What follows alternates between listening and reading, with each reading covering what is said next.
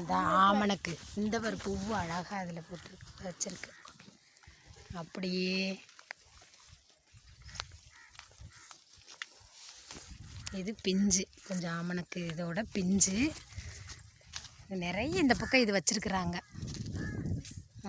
இது வந்து அதோட காஞ்ச விதை, இதை வந்து அரைச்சி எண்ணெயாக பயன்படுத்து. சூப்பர். இந்த இப்போ இதுதான் காயாக இருக்குது. பாபி சொல்லுவான்.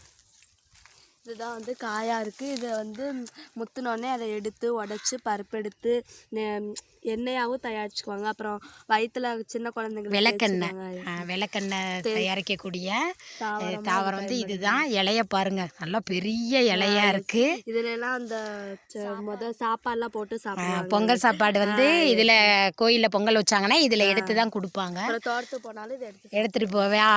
வாழை இலை இல்லைன்னா இதுக்கு அதுக்கு பதிலாக இதை இது பண்ணிக்குவாங்க. இந்தா